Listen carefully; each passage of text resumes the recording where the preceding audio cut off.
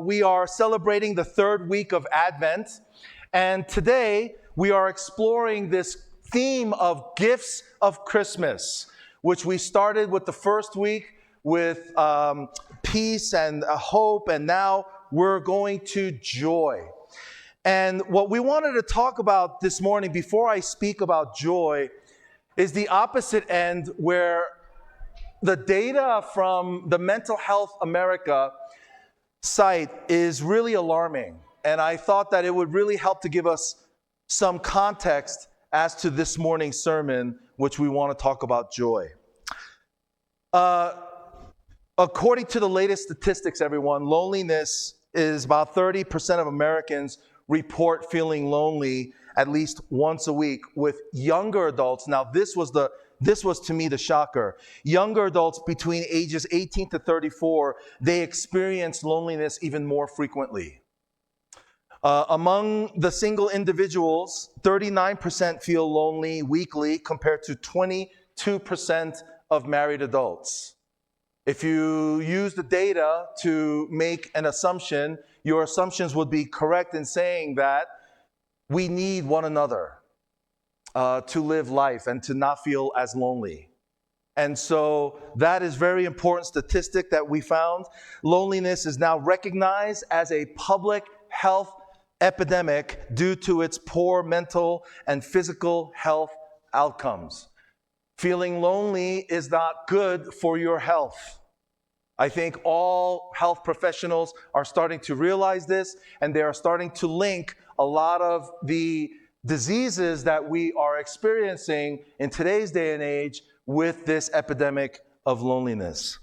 But not only is loneliness an epidemic in our culture today, but depression is also really big. Rates of depression are continuing to rise, with over 20% of the U.S. adults experiencing symptoms of depression in 2022. Ladies and gentlemen, this is a 200% increase compared to 2017 to 2018. This is alarming, everyone. The trend is especially concerning among teenagers and young adults, with nearly 20% of adolescents aged 12 to 17 who are reporting at least one major depressive episode annually. Social isolation, stress, and economic challenges are contributing factors to this epidemic of depression. And you and I all know, my wife works in the school district, and suicides among teenagers is rapidly rising, everyone. People are depressed, they are lonely, but not only that, finally, we have a problem of suicide in this country. Suicide rates have reached record highs, everyone, with over 49,000 Americans dying by suicide just 2 years ago in 2022. This is a 4% increase from 2021. This marked the highest number ever recorded in the United States, everyone. This is so tragic. Young people aged 10 to 24 have seen particularly a sharp increase in suicide rates over the last decade, often driven by untreated mental health issues and a lack of support. Everyone, what is going on in our nation? While there are numerous reasons why we are experiencing this epidemic in our nation, today's sermon is not an attempt to solve this issue, not at all. But I do want to point out that culturally, we have a problem with this epidemic. And I truly believe that one of the many contributing reasons for this problem is how we as a culture define happiness and joy. I truly believe that's one of the contributing problems. So in today's sermon titled Happiness versus Joy, where we look in Matthew chapter 2, verses 1 through 12, in our message today, I want to take a look at this difference between happiness and joy as the biblical text in Matthew chapter 2 juxtaposes two different characters in this story, and they show us the difference, and hopefully by the end of this sermon, it will help us to see how we can experience one over the other. And so with that being said, I want to just talk about real quick, go through a list of the difference between happiness versus joy. The first difference is the source of happiness and joy. Happiness often comes from external circumstances. See, happiness depends mainly on what happens to us, such as achieving a goal, receiving good news, or enjoying a pleasant experience. Whether it's like buying a new car or getting a job pay raise, all of those things, those are external circumstances. However, joy actually comes from within and is more consistent because it is rooted in a deeper sense of fulfillment or connections. For us Christians, joy is often seen as a gift from God. That's what the Bible tells us. And it's really independent of circumstances. The Bible shares with us that joy can be had even in the worst circumstances. Now, not only the source, but I want to talk about the nature of joy.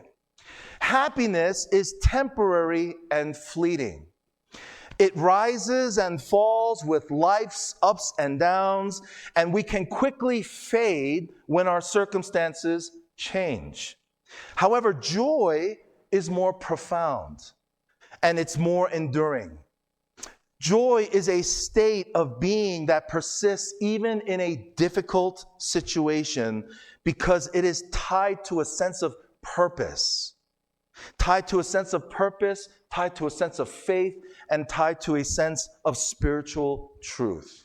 And then finally, the endurance. I want to talk about the endurance versus happiness and joy. Happiness is fragile, and it depends on external circumstances and conditions having to align perfectly in order for you to feel happy. It often disappears during the first moments of trials or storms. And that's why happiness doesn't really endure very well. However, joy is steadfast and it's enduring, especially for those who find joy in their relationship with God. Joy can coexist with sorrow, which is actually one of the points that Inside Out, the movie, makes in 2015's Pixar's depiction of our psychological minds. Joy can coexist with sorrow or hardship because it is based on a deeper trust in God's goodness and His promises. So this morning, the question that I'd like to ask each and every one of us is, where are you and I searching for joy? Where are you and I searching for joy? Because culturally, the culture will tell us that we need to be looking for happiness in the things that we get, in the promotions that we can receive, in however much our nest egg or our 401k can grow in our bank accounts. That's what the cultural theme is for happiness. But many, as you and I know, sitting in these seats, you know that's not true. Get that promotion, and in a couple of years, you'll be cursing your boss once again. Get that new car, but once that fresh car smell disappears, you're not as happy as you used to be. All of the likes and all of the attention that we try to receive from Instagram and all these, TikToks and all these social media posts, once that fades away, what is left? And so this morning, I'd like to ask each and every one of us, where are we searching for our joy? In the Bible, it actually tells us that these three wise men, these three magi, were searching for joy not in the circumstantial evidence of life through their circumstances, but in a deeper meaning. And so let's open up our Bibles this morning to Matthew chapter 2, verses 10 through 11. I'm going to read our biblical text, and let's see where the source of the Magi's joy comes from. In verse 10, it says, when they saw the star, and these are the three Magi, the three wise men, the three kings. When they saw the star, they were overjoyed. On coming to the house, they saw the child with his mother Mary, and they bowed down and worshiped him. Then they opened their treasures and presented him with gifts of gold, frankincense, and myrrh. I'm going to stop right here for just a sec before we go into our next portion of this scripture. And I want to just point out the contextual process of these Magi. These three kings were most likely wealthy astrologers that came from the east. And they traveled hundreds of miles guided by this one star. We all know the story from our Bible stories. We all sing the songs of Holy Christmas and how these three kings were guided by this North Star, and they knew that there was going to be a king that was to be born. See, this journey that they took on was not easy whatsoever. And it was a very long journey, but what was their motivation for taking this journey? Their motivation was to find something that was greater than themselves. They weren't looking for this king so that they can be made greater kings. They weren't looking for this proposed child who's going to become a king for their own wealth. As a matter of fact, look at what it says that they're doing here. They're actually giving gifts. They bowed down and worshiped, and they opened their treasures and presented Jesus and Joseph and Mary with these three gifts of gold, frankincense, and myrrh. These three kings were not looking out to live the greatest life for themselves. They were looking for something greater. And they found it in Jesus Christ. Now, I want to contrast the attitudes of these three kings to another character that we're going to find in the next few verses. His name is Herod. And he is actually King Herod. And Herod actually saw Jesus as a threat.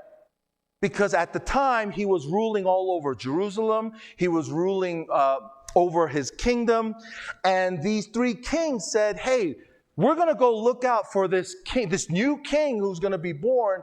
And then this guy Herod got so upset. So let's take a look at this other character by the name of Herod in the next few verses, verse 16.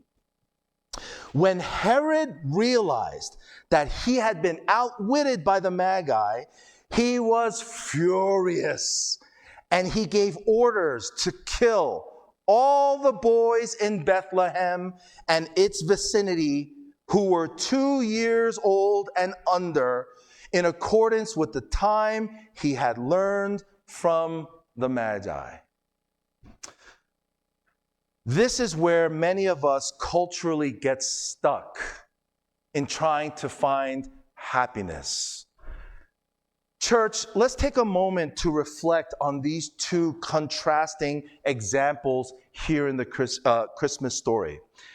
King Herod, despite his great power and his great influence all over Judea and Jerusalem, is remembered as a self-serving, paranoid, narcissistic ruler who went to extreme lengths to keep his power and to keep his fragile kingdom alive. Even to the point where we read here the horrific killing of every male child under the age of 2, here in Bethlehem, he killed innocent kids just so that he can keep his kingdom alive and well. This is a characteristic of narcissistic leadership, where he would do everything in his power to destroy everybody that's underneath him so that they may serve his ultimate purposes of finding happiness. But ultimately, we know how the story goes, ladies and gentlemen. King Herod, his name is just a blip on the screen, on the annals of history. He's nothing now. No one remembers Herod. There are no statues made for him. He's not remembered any longer. And his pursuit of temporary happiness and control left him as a cautionary tale in history. And this is cautionary for both you and I. But in contrast, take a look at the Magi. Though nameless, notice we don't even know the names of these Magi, the 3 kings.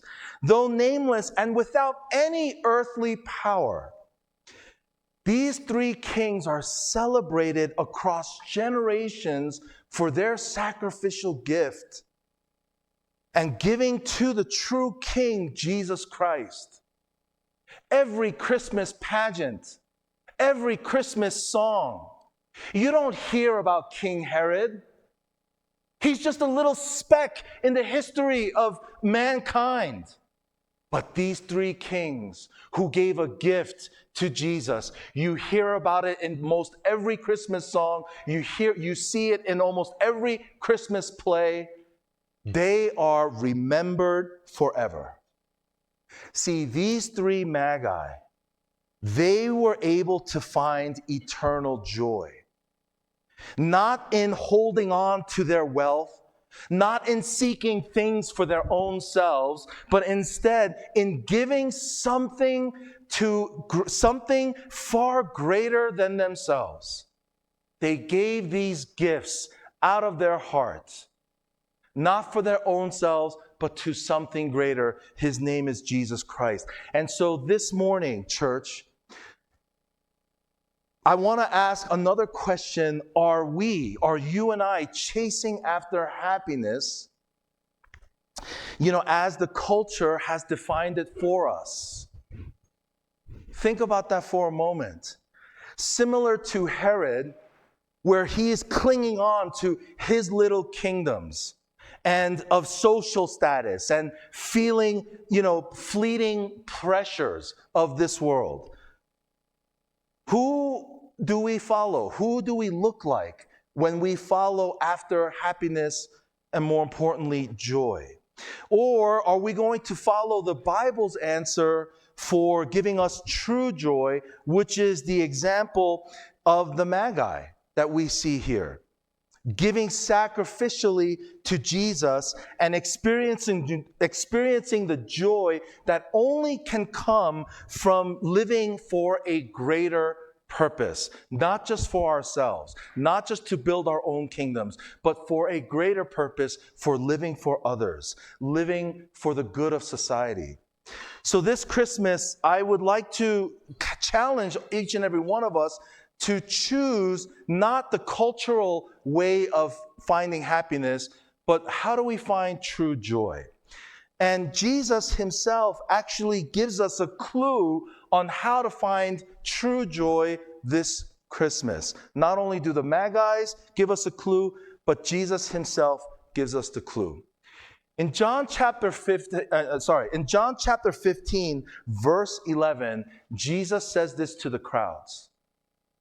I have told you this so that my joy may be in you and that your joy may be complete. Jesus has just taught the crowds on what living life is supposed to be like. Living life according to Jesus is not worrying about tomorrow. Not worrying and being anxious about every little thing, that bad thing that comes your way, but putting your trust in God, especially in the moments of hardship. He also tells us that treasures on this earth, they don't last. They all fade away. No one in this congregation can take a U-Haul behind their hearse. When we pass away, you can't take any of the stuff that you have gained on this earth. And this is why Jesus says, don't let your treasures be on this earth. Let your treasures be from up above. We're being kind to one another, loving each other, being sacrificially giving to one another. Let go of all of your treasures and give it to a greater cause. And this is how you can find this joy. My joy. What was Jesus' joy? His joy was coming down. Although he was God himself, he came down to earth in the form of a servant. And he served people.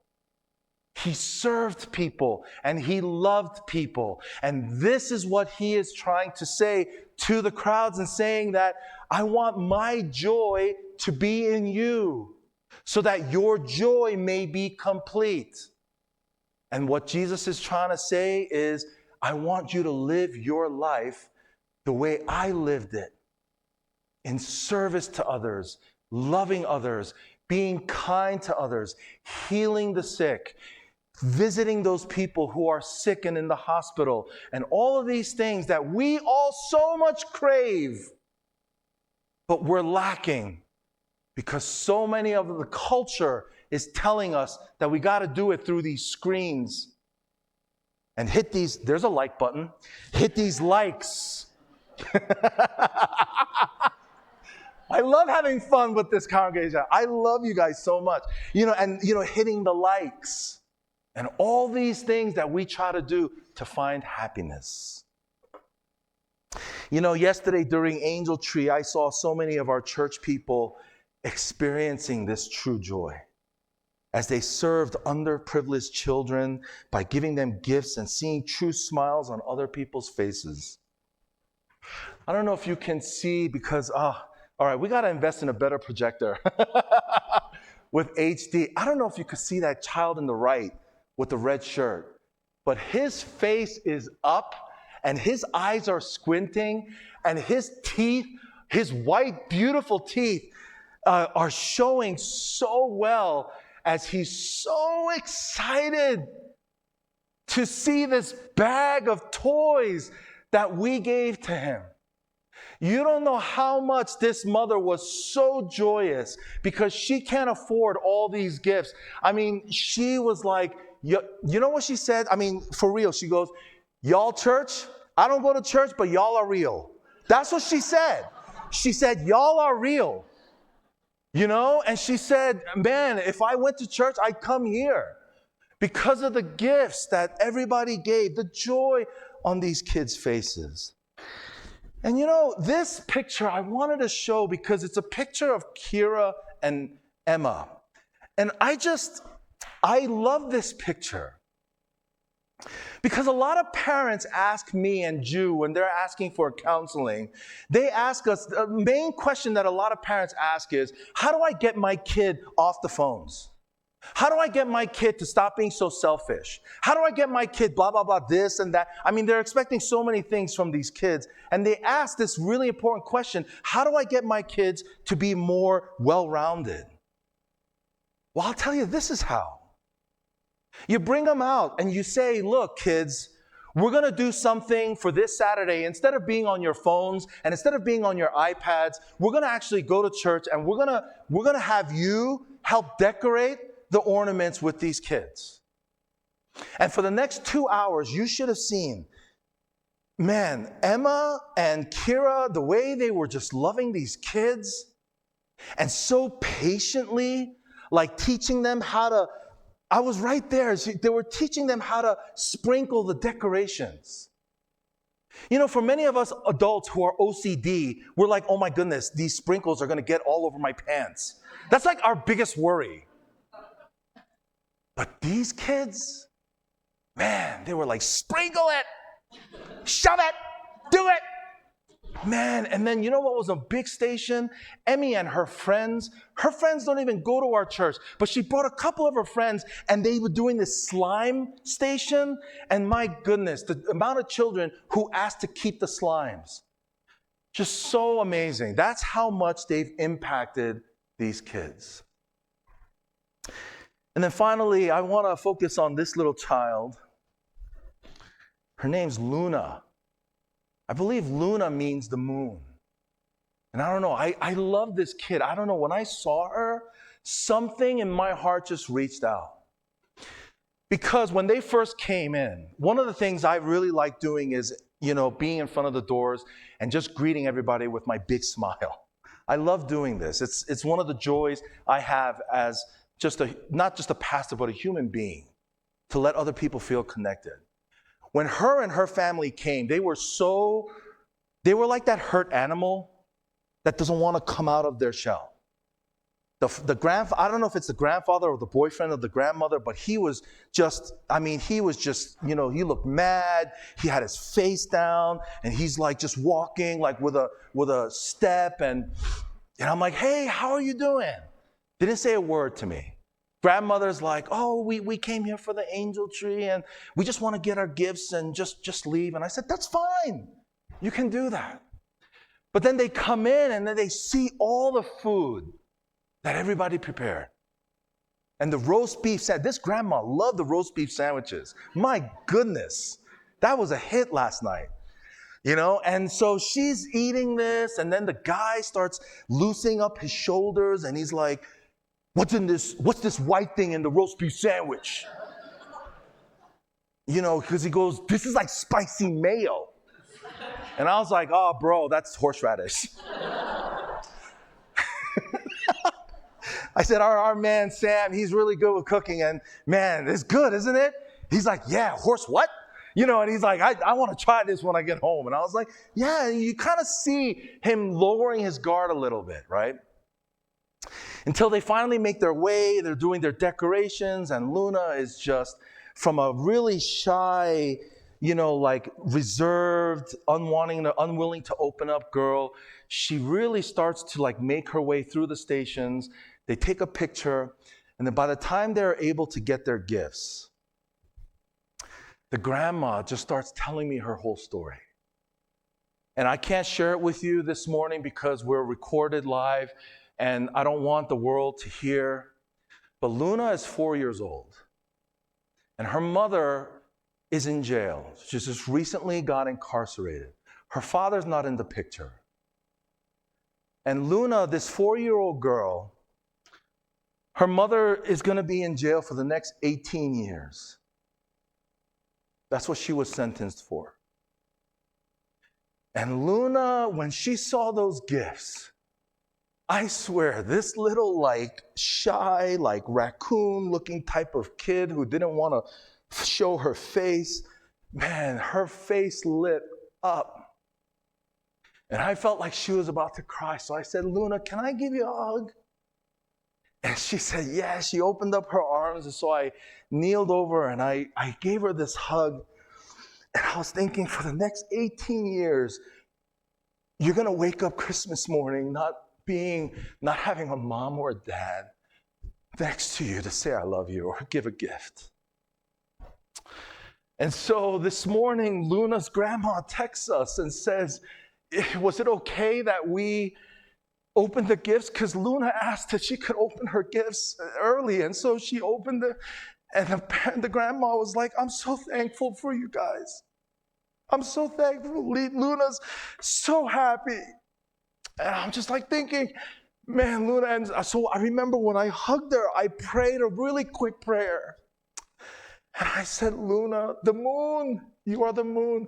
God, please bless her. Please protect her. Especially in those times of loneliness and in those times when she feels it's dark.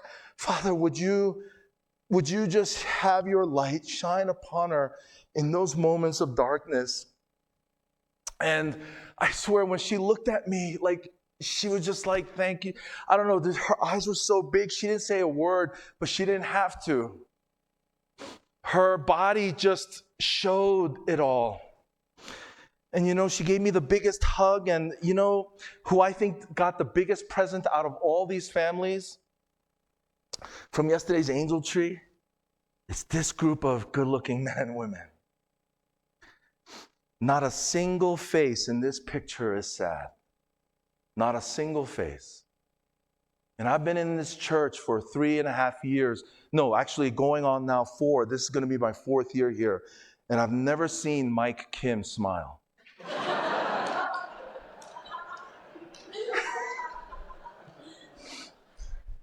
But I don't know if you could see it, but Mike's got the biggest smile on his face. That's because happiness, as the culture tells us, comes from what we can get for ourselves, like Herod. But true joy comes from when we can give to others. And that kind of joy cannot be deflated, defeated, nor erased, no matter what storms come in your life. And I pray this morning that you and I would all seek to search this type of joy, the joy that cannot be defeated, but a joy that lasts forever. And that joy can only come from Jesus Christ. Let's pray, everyone.